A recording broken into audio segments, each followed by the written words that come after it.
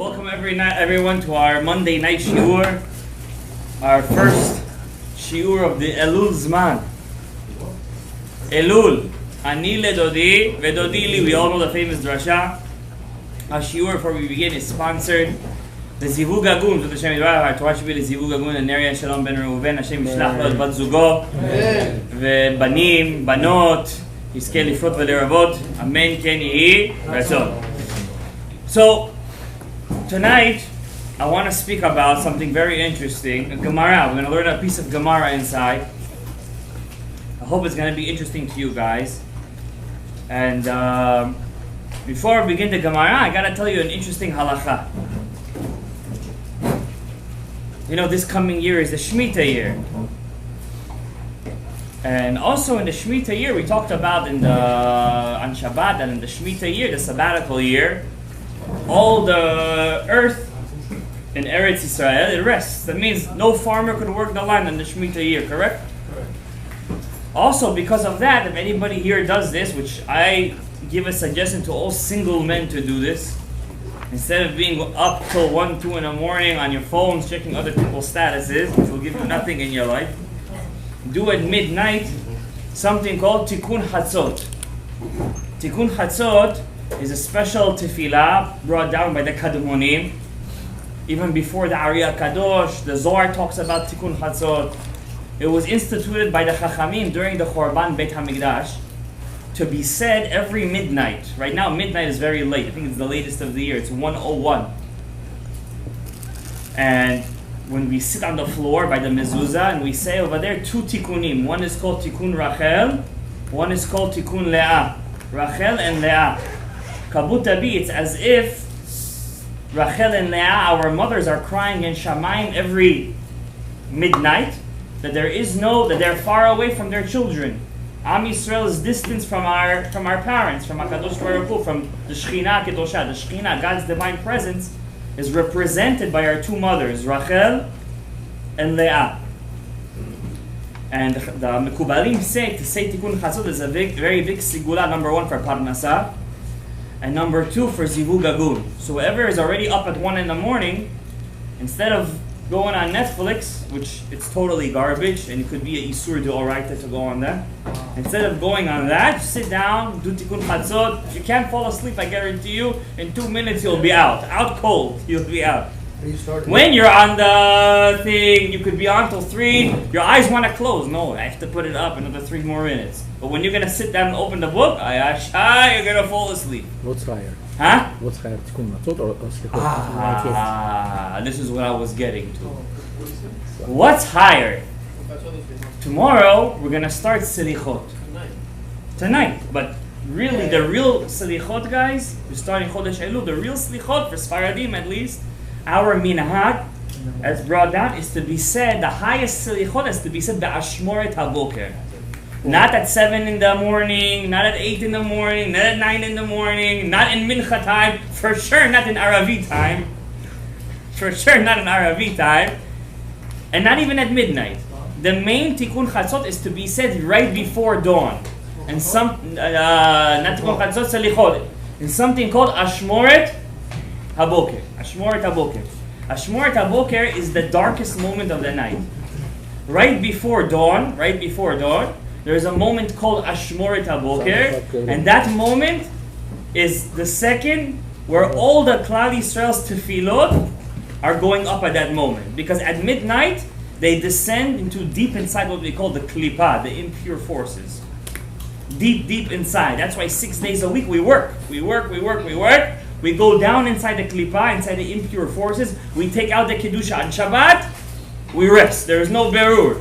There is no selecting. That's why you can't do borer on Shabbat. Because on Shabbat, we don't select. There's no good and bad on Shabbat. Everything is good. Everything is good. No questions. Now, what's higher? Slichot, on Selichot, we say 4 times Ve'avor. Ve'avor Amonai al panav ve'ikra Amonai Amonai. These 13 attributes. And I explained to you guys in the beginning of the year, these 13 attributes, they descend into this world and they materialize as what? In the human body. As what? Midot. As the midot? And your body, they turn into something physical. What are they?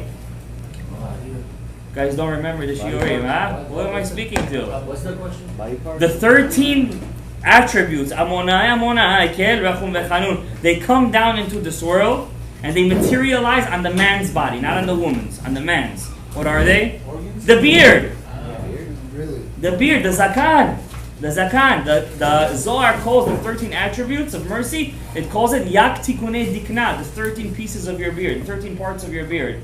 For a man, it's very important to grow a beard, not half a beard, the whole thing. It's very important to grow a beard. The beard signifies the mercy of a man. A man has the ability to lead, right? Because we're very theoretical. We're very patient. We could look at all the pieces of the puzzle. Women, when they're in charge, they get very fanatic. They get very extreme. They get very liberal. They get very, all the way down to the far end. But a man, he could stay in the center. That center comes from the koach of the Yatikunei Dikna. Now, why do we say that in the Omer in the Selichot? I'm going to teach you guys a very big secret now. You're not going to hear this anywhere. Right now, as we're talking, you see this, I have this book over here. This is the book. I'm sharing this with you guys. This is a book of Selichot. This is a special Selichot book. This is the Selichot of the Rashash. Wow. This is the Selichot of Rav Shalom Gadaev, the Rashash HaKadosh. You understand? Now I just want to show you one kavanah when we say V'ya'avor from the Rashash. Just one kavanah. This is just when you say V'ya'avor Hashem al panav. That's it. Wow. This is just V'ya'avor Hashem al panav. This is it. I mean, this is just 4 words. V'ya'avor Hashem al panav. You understand? You know what's going on when you're saying V'ya'avor Hashem al panav? You know what you're bringing down from Shamayim? You're breaking worlds. You're bringing down Kedusha. You're bringing down Shefa. When are you supposed to do this? In the deepest time of the night. In the darkest moment of the night. In Ashmoret Haboker. Now, if you miss Ashmoret Haboker, then you can say it before Shacharit. But what happens when you say Slichot at Mincha time? You could say, I don't want to, how you say, turn you guys, there's a better word for it. I don't want to discourage you guys. You should say in Mincha time, not Arabi time.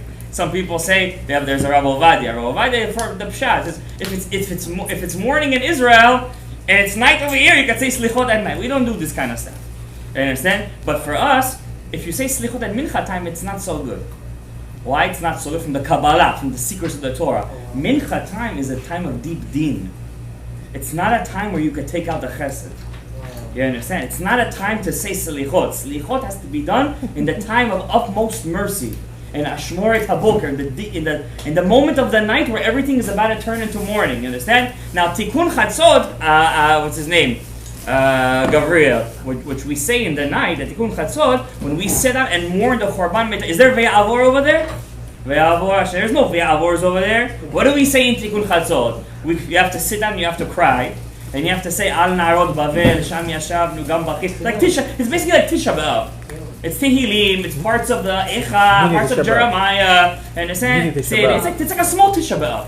It's like a small Tisha B'Av. Every day, every minute, except on Shabbat. Not on Shabbat and Yom Tov. Every day. Now look what the Mekubalim say. The Ari HaKadosh. If a person has a choice, if I'm going to say Tikkun Chatzot, but I'm going to miss Selichot. Because if I'm going to say Tikkun Chatzot at 1 a.m., I'm not going to wake up 5:45 in the morning. No, today, the best time to say Selichot would be 3:30. Because dawn is about 4:10. So Ashmoret Haboker is about 3:30. That's the best time to say Selichot.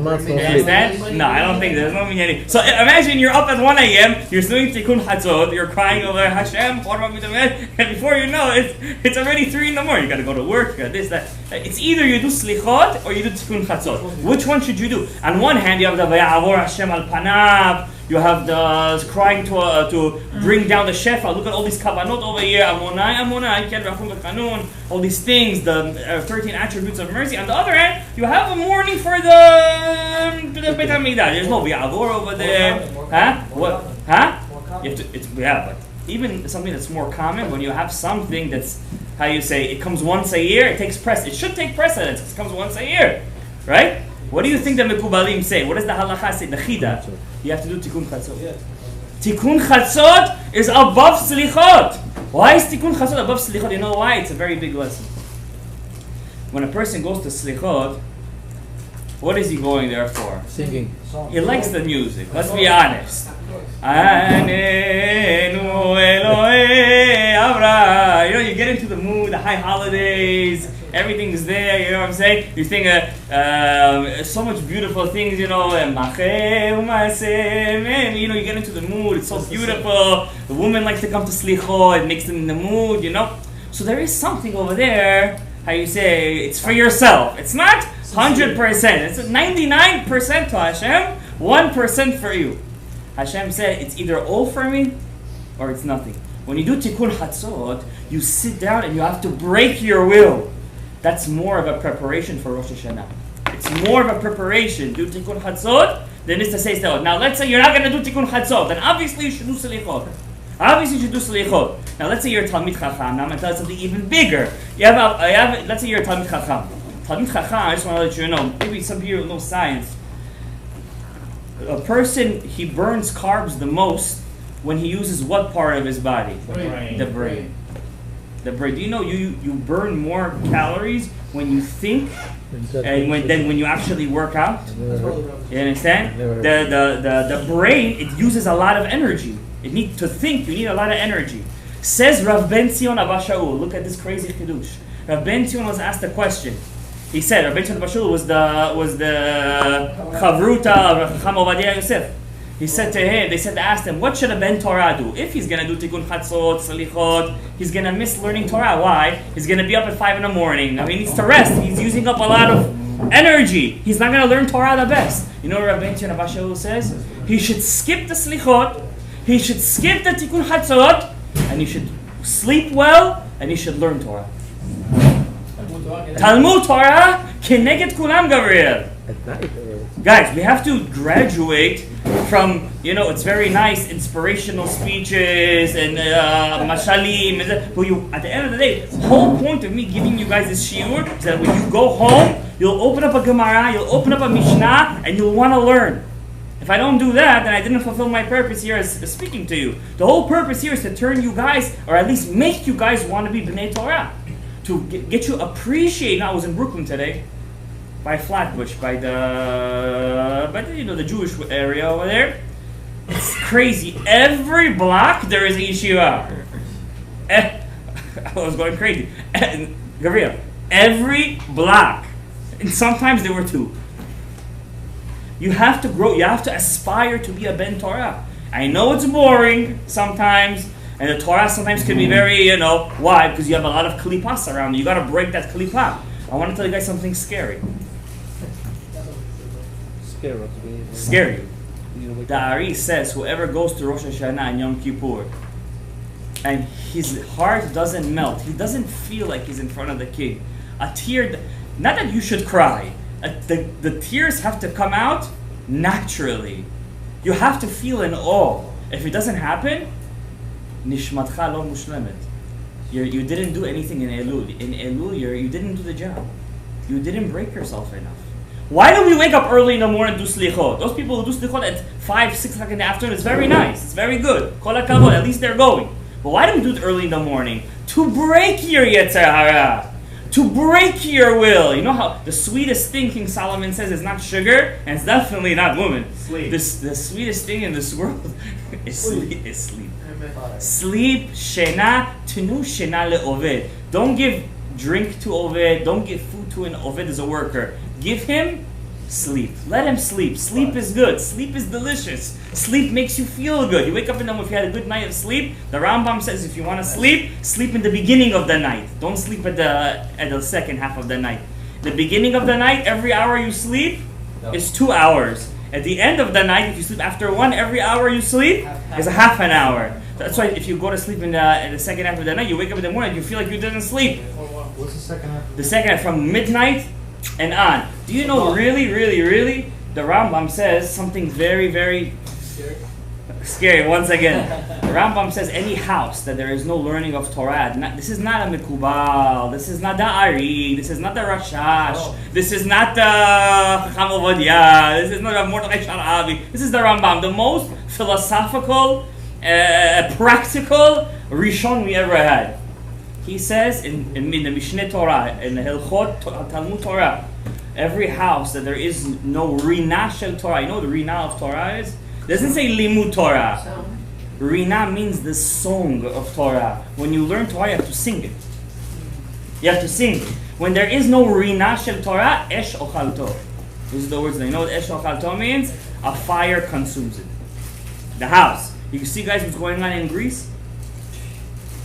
Do you know who made that wildfires in Greece? Do you know who made those wildfires in going on in California right now? Do you know who's making wildfires in Kuwait? In Australia, I heard it's so hot over there. I think it was like 115 degrees the other day. You know what 115 degrees is? You just take the thing outside, you close the door, it cooks it on the thing. It cooks it. Arizona. You know how hot it is? But and I heard in Canada, in this past summer, it was so hot, people were dying outside. You know what the Gemara says when Mashiach comes is going to be Gog Magog. You know what Hashem does in Gog Magog? He doesn't need to do anything. The sun has a sheath. A sheath. Did you know that? You know, scientists just figured this out. That the sun, there is like an ozone layer around the sun. If you take out this ozone layer, we're all going to be fried here, going to be cooked in seconds. Around the world, not the sun. Also around the sun there is. There's kind of, not an ozone layer, I said like the ozone layer. It basically, it contains the heat that it shouldn't be so high. You know what? Why does Hashem make that? Look what the Chachamim say in the Gemara. In the future, Hashem doesn't need to make war with anybody. This is not Greek mythology with Zeus and Ares, the god of war, and he falls in love with the queen and he makes babies that are Hercules. This is not this. In Judaism, HaKadosh Baruch Hu runs this world. Hashem just needs to do one thing, Michael. He takes the sun out of its sheath and everybody just starts to fry. Zip, zip, zip, zip, zip, like this, like you know, in Sukkot we have that thing inside the sukkah for the mosquitoes, like it's like zip. Like these people are gonna start frying outside. That's it. You know when Hashem did that? Hashem took that out one day. One day. In the past. Hashem took it out. You know when? Let's see who here knows. Talmidei Chachamim? Yes. When Hashem, that day when Abraham had the Brit Milah, it says it was so hot. So the Gemara says Hashem hotzi chama min harteka. Hashem took the sun out of its sheath, so nobody would walk outside. It means Abraham, with his Brit Milah, would have went to the ends of the earth just to find a guest. And still, when he saw the Malachim walking outside, he went out inside that heat. Nobody was outside, and he went out. And he brought those guests, and you know what those guests did? When they saw him, they felt so bad. The Malachim, Michael, Gabriel, and Raphael, they felt so bad for him, they started to walk away. That's why the Torah says, they were walking towards Abraham, then it says Abraham ran after them. Why does he have to run after them if they're walking? Hashem sent them to him, because they felt so bad, they started walking away from him. So he had to run after them. He was so addicted, Gabriel. So addicted to chesed that he couldn't hold himself, that he needed to do chesed. That's the level we have to get. We have to be addicted to chesed. We have to be addicted to Torah. We have to be addicted. What else should we be addicted to, guys? What else is it worth in this world to be addicted to? What? Tell me what. Tell me one thing. Food? Food? Pool. To be addicted to pool. Exercise. Working out. How much could you work out? How much money could you have? What are you going to do with it? Can I read you guys a Gemara? Let me read you guys a scary Gemara. Scary. Look what he says over here. This is one of my favorite Gemaras. My Rebbe did this Gemara with me the day before I got married. Lahavdil, the Goyim go and do Yot. We sit and learn Torah the day before marriage, because the Gemara says, learn Torah in your youth. Because once you have the yoke on your neck, you can't learn anymore. So the Gemara says, what yoke are you talking about? A wife. Once you have the wife, you can't learn anymore. It's tough. You're not the only one. We're all in the same boat. Okay? Look what the Gemara says. Amar le Shmuel le Rav Yehuda. Shmuel said to Rav Yehuda. You know who Rav Yehuda was? He's the one of the only Amoraim in the Gemara where it says his Torah was his trade.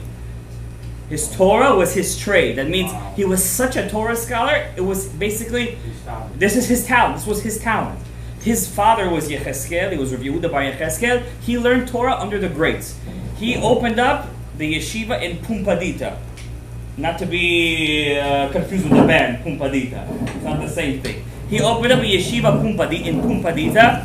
I like saying it, Pumpadita. And inside that yeshiva, he raised Rava and Rav Yosef, who in turn raised Abaye and Rava, which started the editing of the Gemara.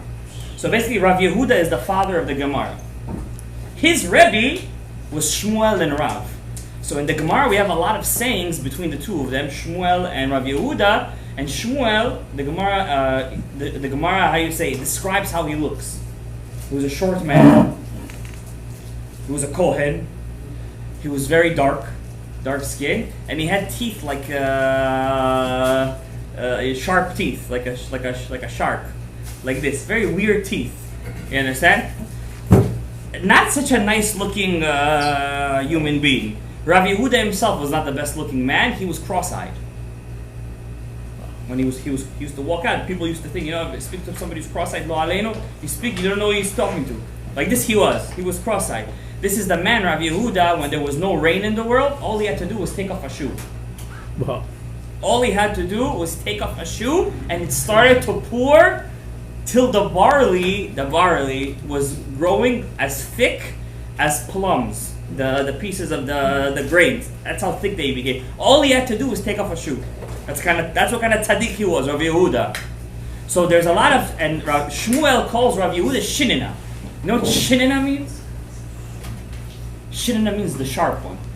Sharp? He was sharp. He was very sharp. Which Gemara is this? This is Gemara Eruvin, page 94a. Amar le Shmuel. Shmuel says to Rav Yehuda, Shinina, sharp one. Petach pumach ukrei. When you learn Torah, open your mouth. Don't read with the eyes. Open your mouth. When you learn Torah, you have to open your mouth. Move your lips. When you come to the Mishnayot Shiur, look inside. Open your mouth. You learn Gemara, open your mouth. Petach pumach betanei. Open your mouth and study out loud. Guys, the Gemara says to learn Torah and to remember the Torah, you have to learn out loud. Ki heichi de titkayem bach. Shmuel is teaching us the lesson how to remember your Torah. You have to say it with your mouth, and you have to say it out loud. So you will remember your Torah, it will retain with you. V'torich chayei. Look what the Shmuel is telling Rav Yehuda. Crazy. He says, so you should, that's what he says, you should learn, you should remember it, I got you. Makes sense, right? If I learn out loud, I'll remember it, right? Then he says, v'torich chayei, and your life will be lengthened. If you learn Torah to yourself, your mouth is closed, you don't say it out loud, your life won't be lengthened.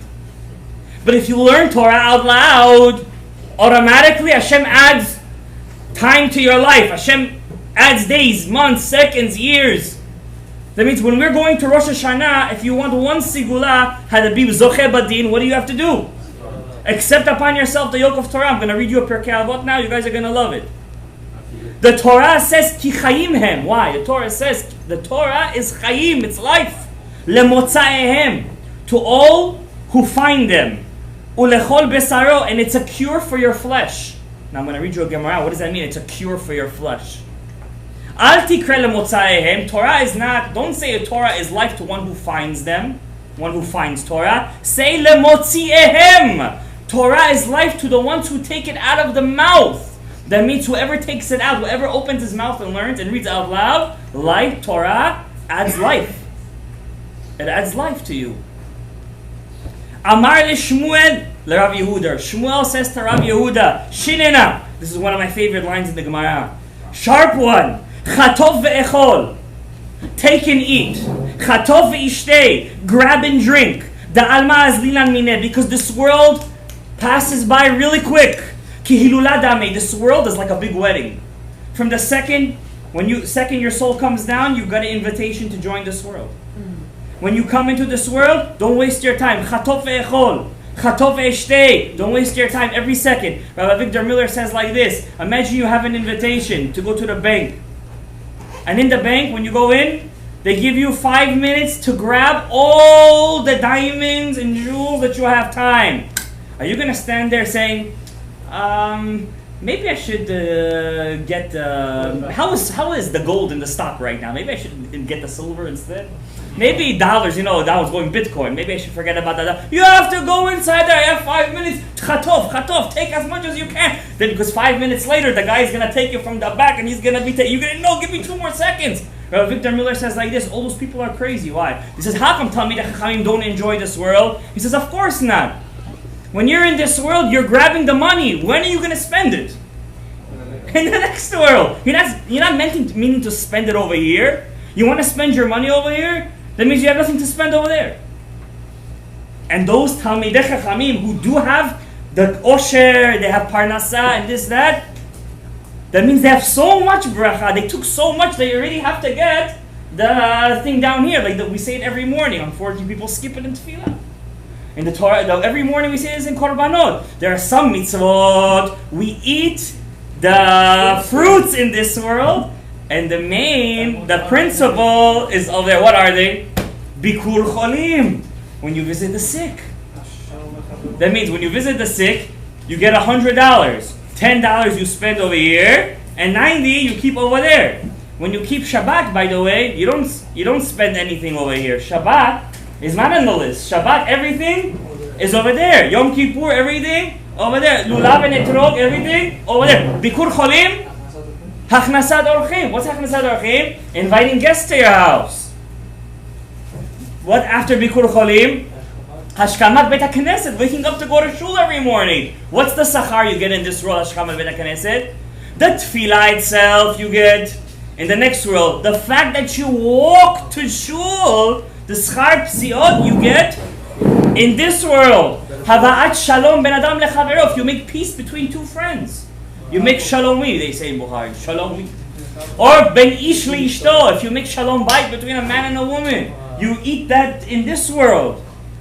The fruits, the principle you get over there. V'talmud Torah keneged kulam. But Talmud Torah, Rabbi is like keneged kulam. Don't you want to have extra time in this world to take chatov ve'echot? Don't you want to have extra moment to get another 5 diamonds, another 10 diamonds, another 20 diamonds? Don't you want another 5-10 minutes? Learn Torah, chatov ve'echot, between customers, between frying, between releasing the schnitzel, read another piece of Perkei Avot. Between this, read another Tehillim. A person who reads Tehillim, by the way, it's like he's learning halachot nigaim ve'aholot, the hardest halachot. David HaMelech already said, chatov ve'echot. Take as much. Look what he says next. Amar le Rav Hamnuna. This is for all those people who think they're going to be rich and save everything for their kids. Rav said to Rav Hamnuna. You know what Hamnuna means in Aramaic? What does Hamnuna mean? Take a guess. No, Hamnuna. What is Hamnuna? Come on, guys. What's a Hamnuna? A fish. A fish. Okay? It comes from the word Nuna. Nune Yama. It's fish. Rav Hamnuna, the rabbi of the fish. Alright? They used to name their kids fish, so there should be no ayin hara on it. Rav said to Rav Hamnuna, Bini, im yesh lecha, you have money in the bank? Hetev lecha, spend it right now. Don't save it. She'en bishol ta'anug, because when you go 6 feet under, there's no enjoyment. Ve'en lamavid ma'amea, and death, there is no delay. Chas shalom, person could go to Rabbi Shimon Bar Yochai, and before he knows it, he went over there for a celebration, he comes outside in a body bag. There's no delay. 3 buddies went to Ukraine, they went to Kivret Tzadikim, they came back in a body bag. My student, that kid, that we say for his Refuah Shlema, Baruch Hai ben Irina Yehudi, Hashem to send him a Refuah Shlema. He went outside with his bike, he's a paramedic. He himself goes and saves people's lives. He took a wrong turn, he went straight into a car, now he's 6 months in the hospital. But Baruch Hashem, he got saved. Remember what happened 4 or 5 months ago? You guys already forgot. 2 kids came off the bus in Benzner's, and they were a thing. Sometimes you go, death, there is no delay. Chatov ve'echol. You have right now, spend. Not to Hawaii. Spend on what really matters. Ve'im tomar, and if you're gonna say, says the Gemara, aniach lebanai lechok. Oh, you know why I'm saving the money? I'm leaving it for my kids. Inheritance. Ay. How much inheritance breaks families? How much inheritance destroys relationships?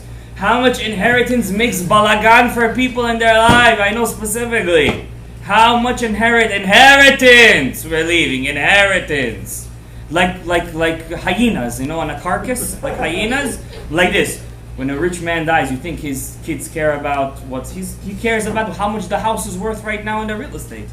When his kids check, you think they're worried about to make kaddish for him, to make this for him, to make that for him. You think they worry about that?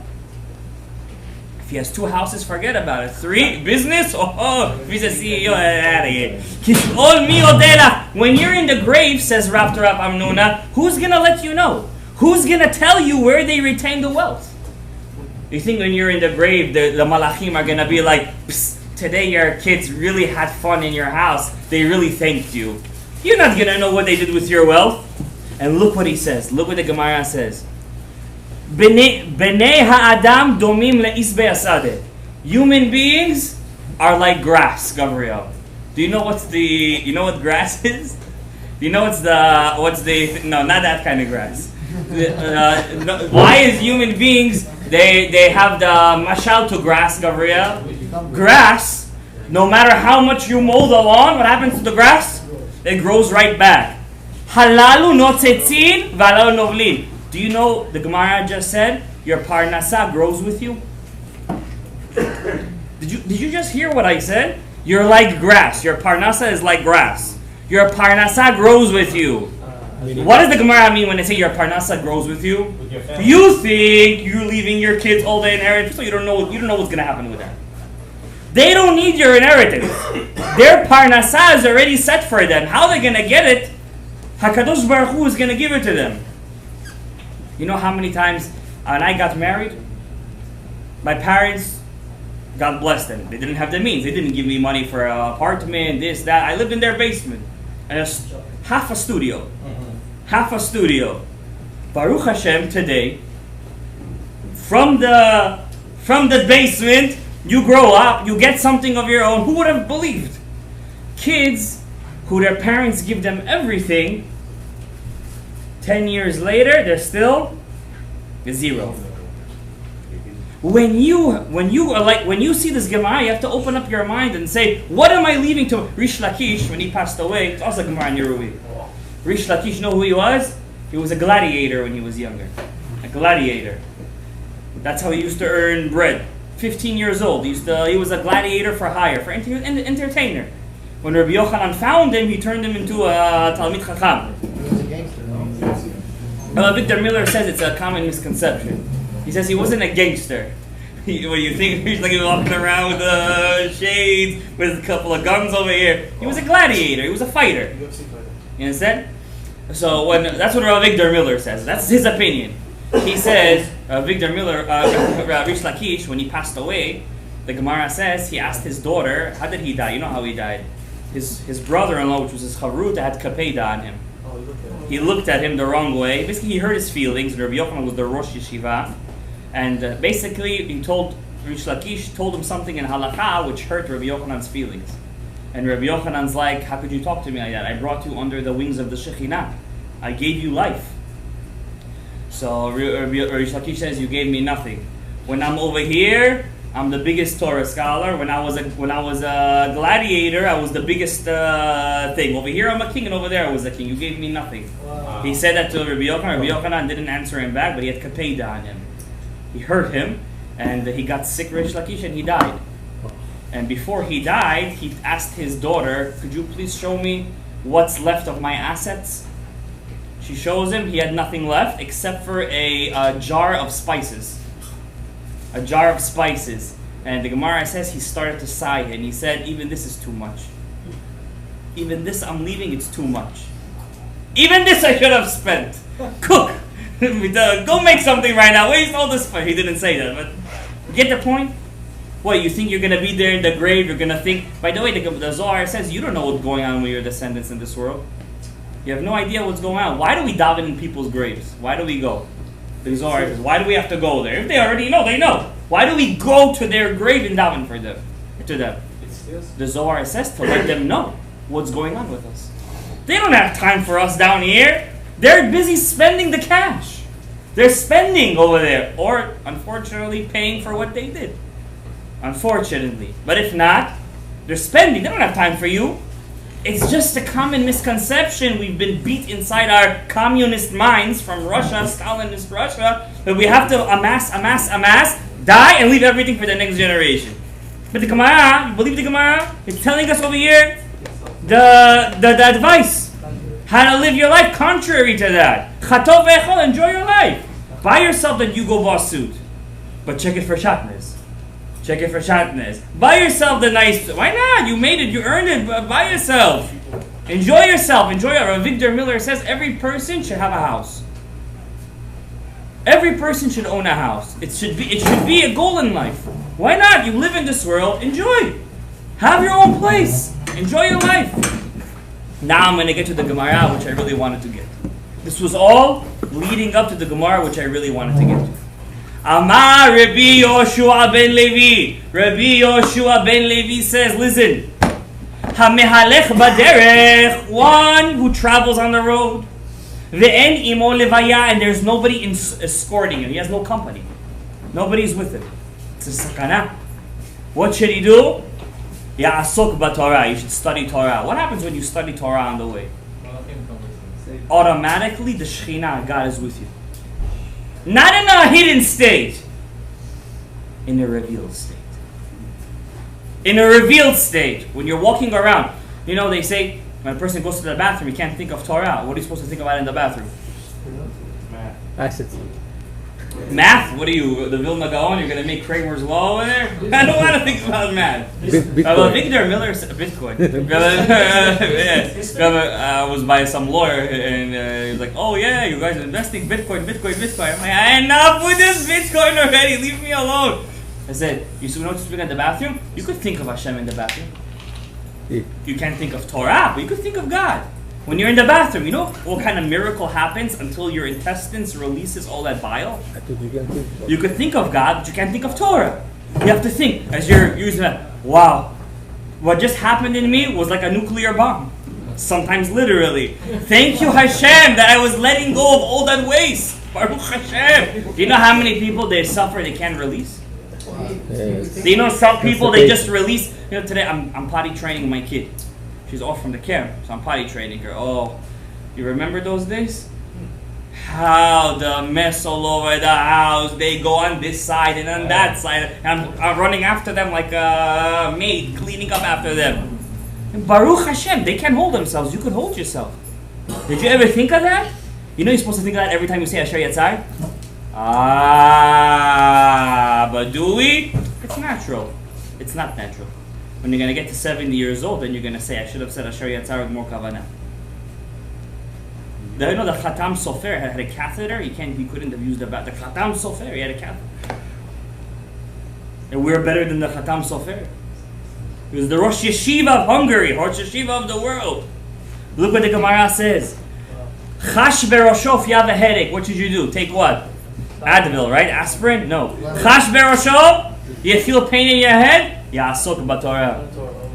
Chash bigrono, you think you're getting a strep? Don't take antibiotics. Don't take antibiotics. But remember, Ya'asok b'Torah. Learn Torah. Chash b'me'av, you have problems with your intestines? Ya'asok b'Torah. Chash be'atzmotav, you have problems with your bones. Arthritis? Ya'asok b'Torah. Chash b'kliotav, if you have problems with your kidneys? Ya'asok b'Torah. Chash belibo, you have problems with the heart? It's the Gemara. Ya'asok b'Torah. The Gemara is not giving us, what, you think the Gemara is trying to brainwash us over here? We're the last nation to be brainwashed. The last. The last. We're the stubborn nation to convince us we're stubborn. We fight. We fight for the truth. Why did God give us the Torah? You know why? Because every other nation, all they needed was one chamor that came on another chamor that said he came down from heaven with a winged donkey and he said that God spoke to me. What's your name? Muhammad. Suddenly everyone believes him. By us, we want to see it with our own eyes. You think God gave us the Torah. You know what he said the next day to us? Divorce your wives. Some of them were married to their aunts. Some of them were married to their half-sisters. Some of them were married to their, I don't know, basically asurim. Some of them were married to their, let's say, their father's wife. The father died, he left the wife, they were married to them. All this asur. Suddenly Moshe Rabbeinu comes the next day, they just got the Torah. Guys, yes, Rebbe, I have a present for you guys in my bag. What's up? Divorce documents. For whom? For you. What? That's why they fought with him, you know that? The next day they fought. We don't want to get divorced. But did they listen to him? Yes. Why? They just spoke to God. Imagine I come to you and I say to you, a new mitzvah. You have to take a will and you have to tie it 39 times. And if you go to the city with this, my brother went to a school to learn CAD-CAM. So he went was wearing one of those breastplate kippahs. He put his tzitzit out. He had a beard, and the people said, "Oh, you're a hippie. You're this. You're that. You're so cool." They don't know weeb. But imagine you go to a person back in the day, and you say you had to take 4-corner garment, and you have to tie it 39. Ashkenazim do 26, by the way, and you gotta tie it, and then it has to be a certain way: 7, 8, 9, 11, and 13. 7, 8, 11, 13. Why? Why can't I do 6, 3, 4, and 20? Why has it to be 7, 8, 11, 13? And if I miss, and by the way, if it's one of the strings is cut too much, it's pasul. Why? And by the way, once a year you have to go to the forest, take a citrus fruit, take a palm tree branch. Think about it. It sounds so absurd. Take myrtle leaves and willow branches, and you have to tie them together, because if you don't, you didn't do the mitzvah. And you have to put it together and start shaking it to the 4 corners of the world. And what are you talking about, Moshe? Are you insane? Did they do it? Why? They saw Hashem. They saw Hashem. Ve'aminu b'Hashem Moshe avdo. Ve'aminu b'Hashem. They saw it. It was real. They knew it was real. What did they do for 40 years in the desert? There was no Netflix. There was no Amazon Prime.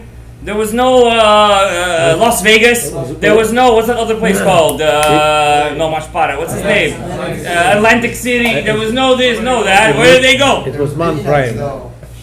Can I tell you something? They know they didn't really like the man. Can I be honest with you? They didn't really like it. They had the same piece of bread for 40 years. Trust me. And you know what? They had enough to eat what they needed. Let's say you were a big guy. You want to eat. No, that's all you need. You need 2 loaves of man today. That's all you're going to get. Diet. Natural diet. Natural diet. But I want to eat more. So trust me, it wasn't that easy. You know why Hashem did them? To break them.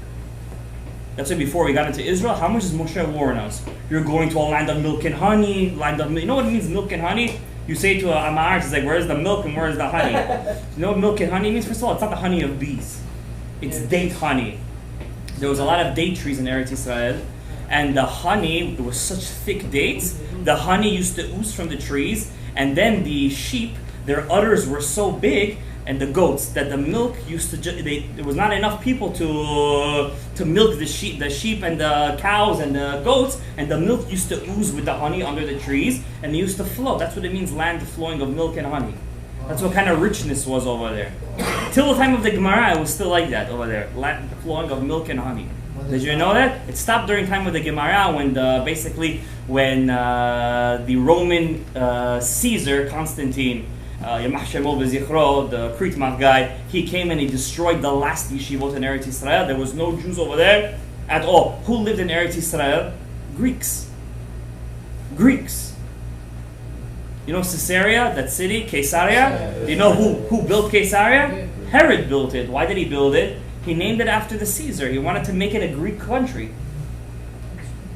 And people run to Caesarea. It's the place, one of the biggest kalipot was over there. All the Avodah Zarah was over there. I want to read you one last Gemara and we'll call it a night. A lot we said today.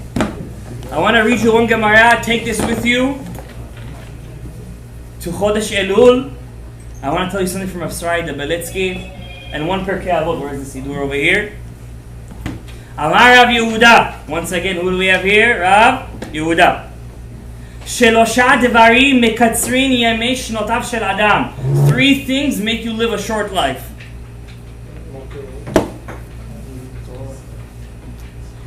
Mi shenotnim lo sefer Torah likrot ve'eno koreh. A person who they invite him to a shiur Torah, or they call him up to the Torah and they say learn, and he says no, it's not for me. If learning Torah out loud makes your life longer, rejecting it shortens your life.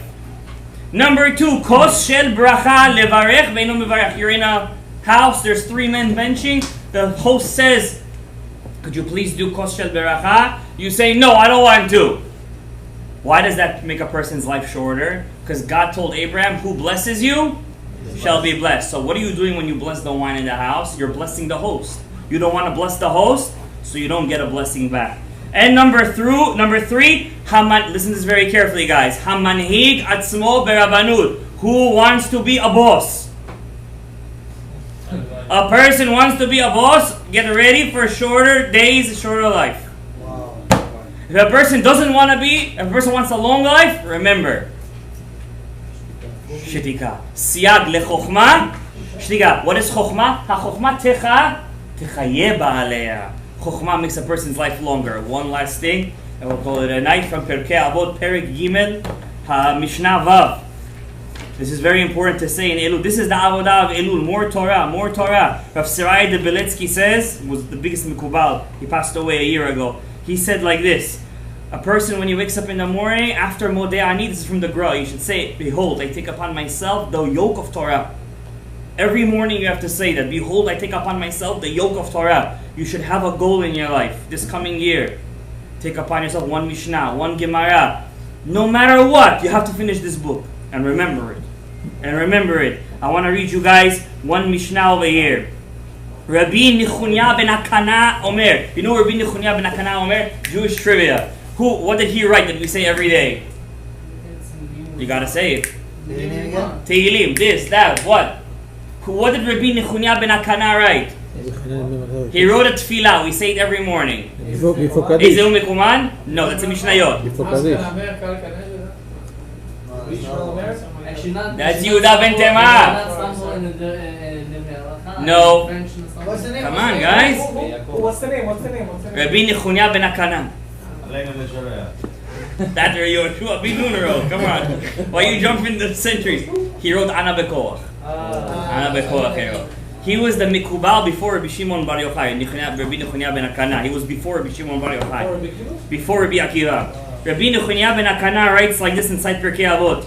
Kol ha-mekabel. Remember this because you're going to Elul right now. You want to have a sweet new year. Look at Rabbi Nechunya ben Akana. Look at the advice he gives us. Kol ha-mekabel alav ol Torah. Whoever accepts upon themselves the yoke of Torah. If you cannot learn, support it. If you can't support it, learn it. One or the other. There's no other options. If you have kids, send them to the best yeshivot. Not to the worst yeshivot. Not to the yeshiva where they're going to come exposed with all the garbage. Send them to the best places with the best rebbes. Talk to your son's rebbe. Be involved in his Torah life. Learn with him every day. They take away from him all malchut, the yoke of government, the yoke of taxes, schmaxes, malchut, the all derech eretz, and they take away from him the yoke of derech eretz, parnasa, tzar gidul banim, all the stuff that people want to run away from. If you take upon yourself the yoke of Torah, they take away those 2 yokes. But if you want, though, if you don't take upon yourself all Torah, haporek al mimenu all Torah, one who takes away the Torah from him. I don't want the Torah. I want to be like everyone else, like all the goyim, ki goyei haaretz. Notnim alav all malchut all derech eretz. They give him all the other yokes of malchut and derech eretz. You'll be zocheh this year to accept upon atzmeinu all Torah, to make our Torah more, to learn more Gemara, Mishnah, Zohar, Torah, Nevi'im, Beketuvim, ויזוכה לכל מיטב. ברוך אדוני לעולם. אמן ואמן. רבי נחוניה, רבי